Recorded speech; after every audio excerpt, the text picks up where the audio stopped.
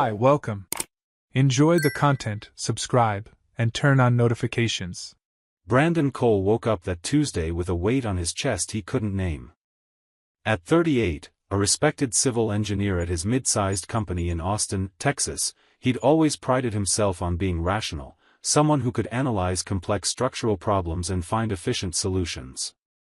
But the issue eating away at him now had nothing to do with load calculations or material strength. It had to do with his wife, Rachel, and the silent chasm that had opened between them over the last 2 months. As he made coffee in the spotless kitchen of their suburban Austin home, Brandon watched the morning routine unfold as it always did. Emma, his 9-year-old daughter, was already at the table in her school uniform, doodling in her sketchbook. Noah, the 7-year-old, was still in pajamas, shuffling sleepily toward the fridge. The ordinary calm of that domestic scene clashed violently with the chaos Brandon felt inside. Rachel came down the stairs in a hurry, as she had every morning lately, hair still damp from her shower, eyes locked on her phone. She barely looked at Brandon when she grabbed a coffee mug and gave each child a quick kiss on the forehead. Their marriage had lasted 12 years. 12 years Brandon had always thought were solid, built on mutual trust and respect. They'd met in college, dated for 3 years before marrying, and built everything together: the 3-bedroom house with the spacious backyard, the 2 cars in the garage, the annual trips to San Antonio. Rachel was a marketing coordinator at an advertising agency downtown, a job she loved and had always balanced well with family life. Or at least, that's how it used to be. Over the past 2 months, something fundamental had changed. Rachel started coming home later and later. At first, it was just 15 or 20 minutes late, accompanied by casual excuses about a meeting running over or a last-minute brainstorming session. Brandon didn't think much of it. But then the 15 minutes became 30, then 45. The excuses stayed the same: urgent projects, difficult clients, presentations that had to be perfect. When Rachel began routinely arriving after 9, sometimes after 10, Brandon tried talking to her. She always had a ready explanation, always sounded reasonable in the moment, but there was something in the way she looked away, in how generic her answers were, that made Brandon's stomach turn. The distance between them wasn't just physical. Rachel seemed mentally absent even when she was home. During dinners, which now mostly happened without her, Brandon wondered where she really was. Her phone, once casually left on the table, now always lay face down, always within reach, as if it were a vital extension of her body. Notifications made it buzz constantly, and she'd check them immediately, her fingers flying across the screen with an urgency she never showed when Brandon tried to talk to her. Intimacy between them had vanished completely. It had been weeks since they shared anything more than a mechanical goodnight kiss. When Brandon tried to get closer, Rachel always had an excuse: she was exhausted, had a headache, needed to wake up early. He tried to be understanding, but a quiet voice in the back of his mind whispered that there was more, something he feared to acknowledge. The breaking point came one Monday night. Brandon was lying in bed, trying to read a technical report, when Rachel walked into the bedroom after a long shower. She left her phone on the dresser while picking out clothes for the next day. The phone buzzed, the screen lit up briefly, and Brandon saw the notification before he could look away. A message from a contact saved only as J. The preview read, "Today was incredible. Can't wait for next time." Brandon felt his blood turn to ice. His heart raced, but he forced himself to keep breathing evenly, eyes fixed on the report he couldn't process anymore. Rachel grabbed the phone quickly, scanned the message with a small smile Brandon had never seen before, and tucked it into the drawer.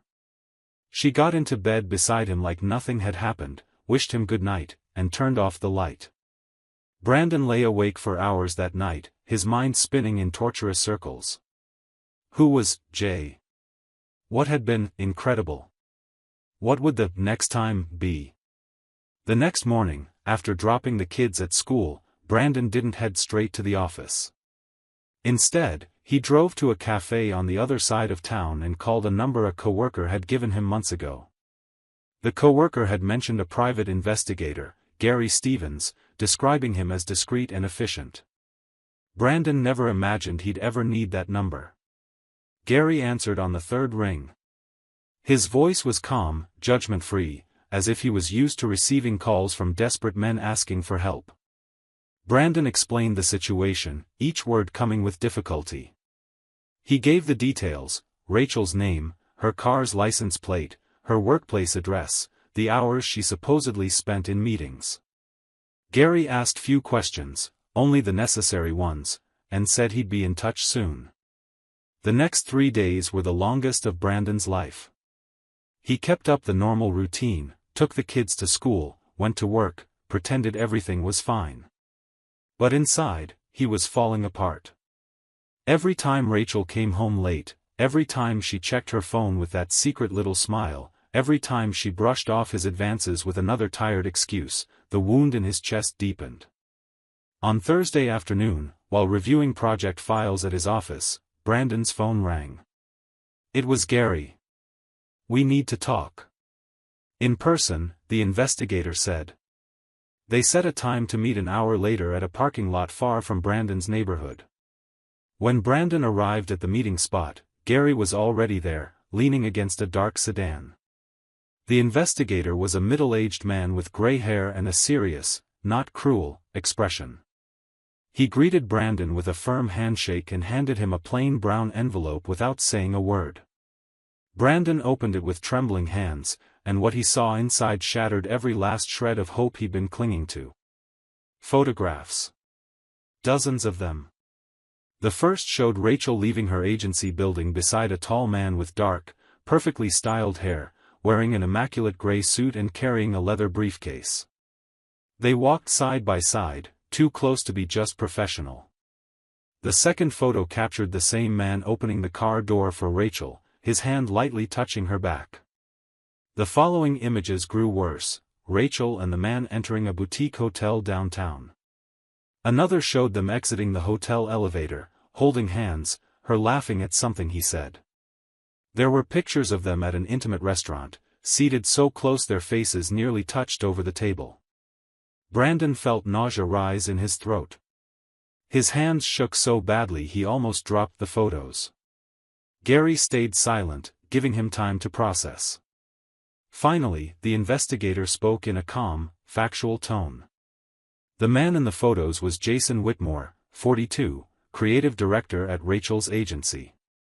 Gary had followed Rachel on 4 separate occasions over the 3 days, and the pattern was always the same: she left work with Jason, they went to a discreet hotel or restaurant, spent hours together, and then Rachel finally came home.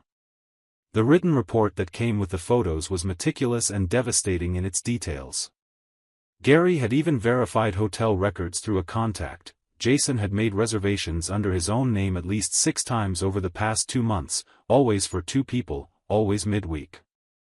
Brandon put everything back in the envelope and sat in silence for a long moment, staring at the horizon without really seeing anything.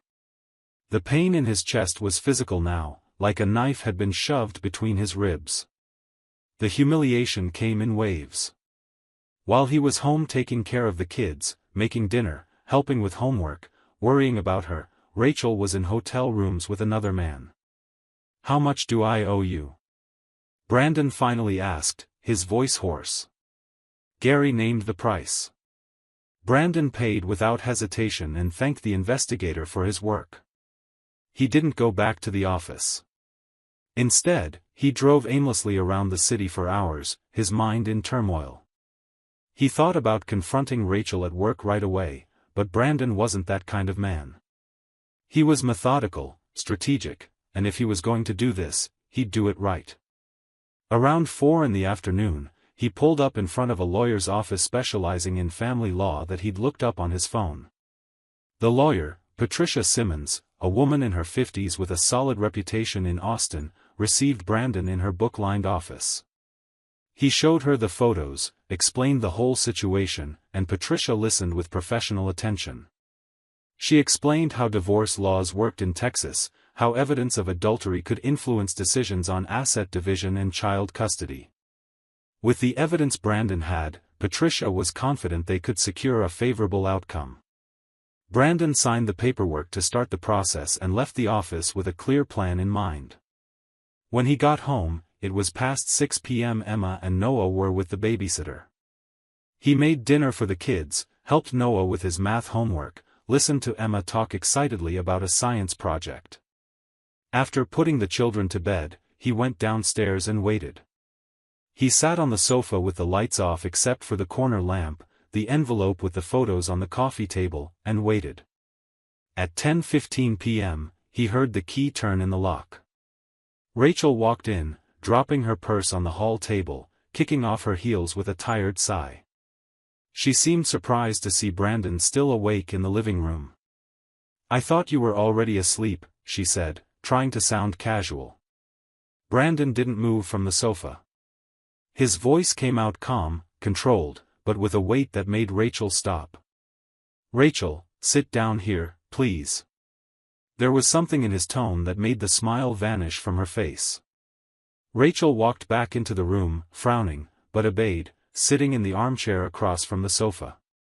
The silence between them was thick, heavy with tension that made the air feel dense. Brandon looked her in the eyes, the brown eyes he'd known for 15 years, and asked the question that would change everything forever. "How long has this been going on?" The confusion on Rachel's face seemed genuine for a brief second. "What are you talking about?" She tried to laugh, nervously, but the sound came out forced. "Brandon, are you okay? You're scaring me." Brandon didn't look away. He simply picked up the envelope from the coffee table, opened it, and began pulling out the photos, one by one, laying them in a row on the table. The first photo showed Rachel and Jason leaving the agency building. Rachel went pale instantly. The second photo, them entering the hotel. Her hands began to shake. The third, fourth, fifth photo, each more damning than the last. When Brandon finished spreading all the photos across the table, more than 20 incriminating images, he spoke again, his voice now heavy with deep pain. "Jason Whitmore. Creative director at your agency. 42 years old. Married. Father of 2 kids. You meet him in downtown hotels during work hours. You lie to me every single day. You look our children in the eye and lie to them too about where you are." Rachel opened her mouth, but no sound came out. Her hands covered her face now, and her shoulders began to tremble. Tears came, torrential and desperate. "Brandon, I didn't, this isn't," she couldn't form complete sentences through the sobs. "What isn't?" Brandon asked, his voice sharp as a blade. "That it's not true? Because these photos look pretty real to me. That it's not important? Because our 12-year marriage, our 2 children, everything we built together seems pretty important. Isn't that what it looks like? So please, Rachel, explain to me what it is. Explain to me how you leave work with this man, go into hotel rooms with him, come home hours later with the excuse of work meetings, and I'm supposed to interpret that as something other than you cheating on me." Anger was starting to leak through the cracks in Brandon's composure. His hands were clenched into fists on his knees. Rachel lifted her face, eyes red and swollen, mascara streaking down her cheeks. "It was a mistake," she whispered, her voice broken. "It was a terrible mistake, Brandon. I didn't want it to happen. I didn't plan it." "Oh, you didn't plan it?" Brandon repeated, venomous sarcasm coloring every word. "So what, you just tripped and fell into bed with him? Multiple times? For 2 months? Was that just one big accident? It wasn't like that." Rachel nearly shouted, then caught herself, remembering the kids were sleeping upstairs. She took a deep breath, trying to regain some control. It started innocently. We were working together on a big project, staying late at the office. He was attentive, he listened to me, made me feel valued. "Don't I make you feel valued?" Brandon asked, his voice low but intense. "Me, who works hard every day to support this family. Me, Who takes care of our kids, makes dinner when you're working late, helps with homework, keeps the house running? Don't I make you feel valued? Rachel shook her head, tears still falling. It's not about you, Brandon. You're a great husband, a wonderful father. This was about me. About how lost and insignificant I felt. Jason, he made me feel young again. Exciting. It was selfish and stupid, and I know that now. Now? Brandon laughed, a bitter, humorless sound. You know that now that you got caught? Or did you know it every time you walked into those hotel rooms? Every time you kissed him and then came home and kissed our children goodnight with the same mouth? Every time you lay beside me in our bed and pretended you were too tired to touch me because you'd already spent all your energy on him? Each word was a stab, and Rachel shrank with each one. How long? Brandon asked again, his voice demanding an answer. How long, Rachel? I need to hear it from you. Rachel closed her eyes, more tears escaping. For months, she whispered so softly Brandon almost didn't hear. 4 months? He stood up now, unable to stay still. He began pacing back and forth across the room, hands clasped behind his head. 4 months. A third of a year. You lied to me for 4 full months. Lied to me, lied to our children, every single day for 4 months. Brandon, please. Rachel stood too, trying to approach him, but he stepped back as if her touch burned.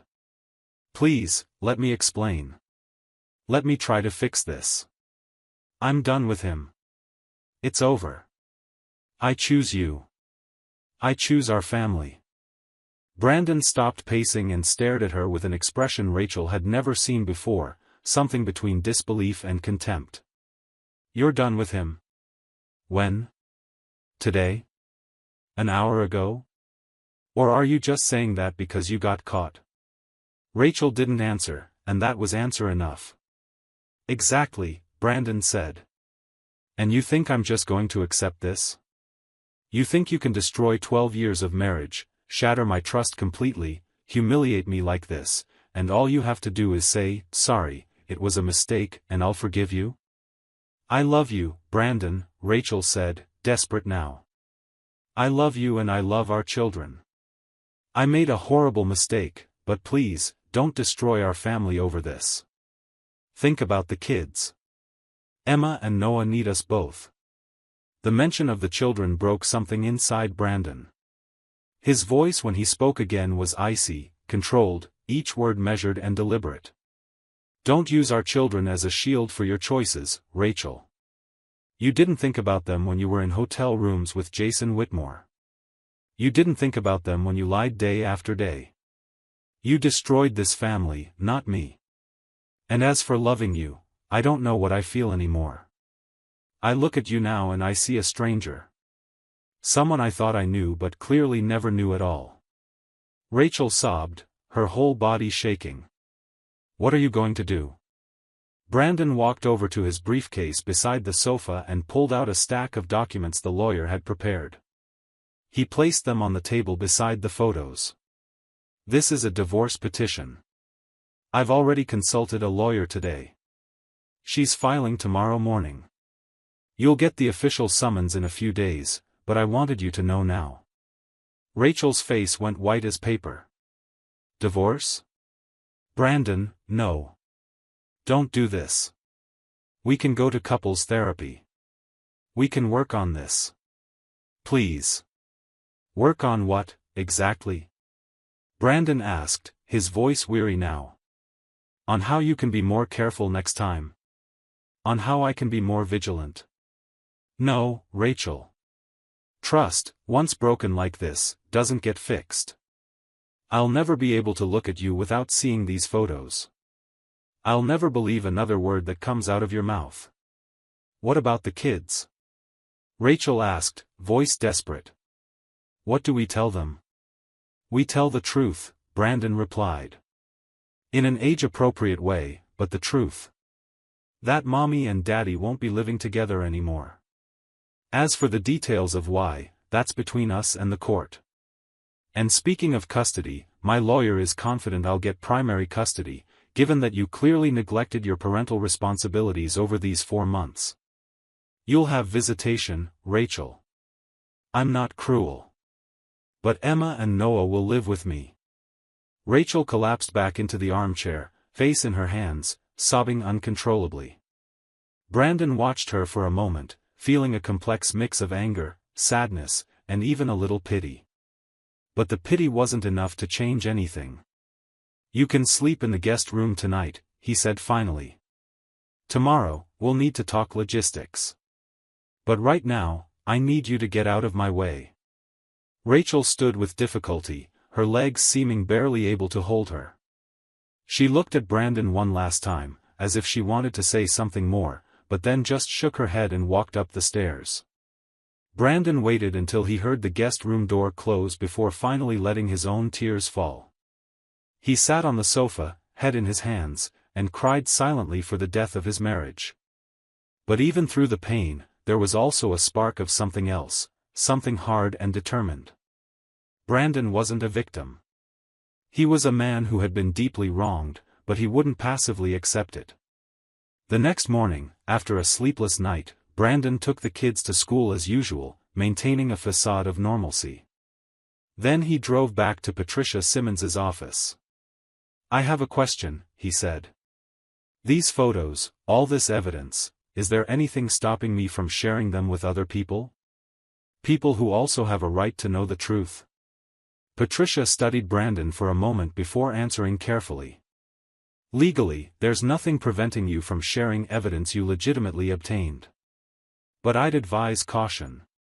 Depending on how and with whom you share it, it could be interpreted as harassment. What if I only share it with people directly affected? Brandon asked. The wife of the lover, for example. And the HR department at the company, since this relationship started in a professional context? Patricia allowed herself a small smile. Those people certainly have legitimate interest in the information. As long as you present only facts and evidence, you're within your rights. Brandon spent the next few hours preparing information packets. For Jason Whitmore's wife, whose name and address Gary had included in his report, Brandon prepared an envelope containing selected copies of the photos and a brief, factual letter. For the HR department at the agency, Brandon prepared a formal dossier documenting the relationship, including timestamps from the photos showing many encounters happened during work hours. The company policy was clear: romantic relationships between employees at different hierarchical levels were prohibited. Jason, as creative director, was technically above Rachel. Brandon sent the packet to Melissa Whitmore via certified mail. He delivered the dossier to HR in person, requesting a meeting with the HR director. The director, Susan Carmichael, received Brandon in a private room. He presented the entire dossier professionally and objectively. Susan examined the photos and documents, her expression growing increasingly serious. Mr. Cole, she said finally, thank you for bringing this to our attention. We'll conduct a full investigation and take appropriate action. That's all I'm asking, Brandon replied. My marriage is over. But I can guarantee there will be real consequences for their actions. The consequences unfolded quickly.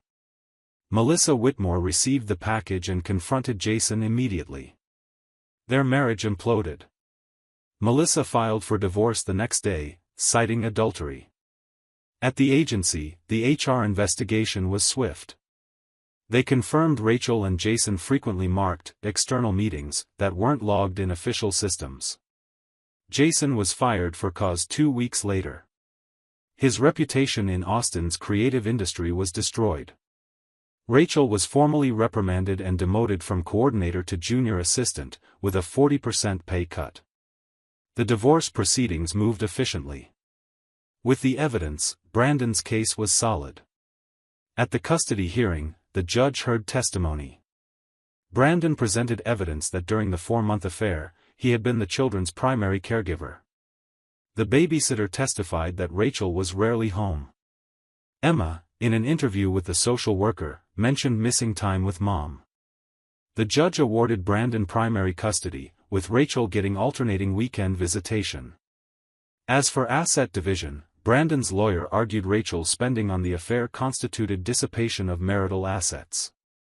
The judge adjusted the split so Brandon received 60% of the assets.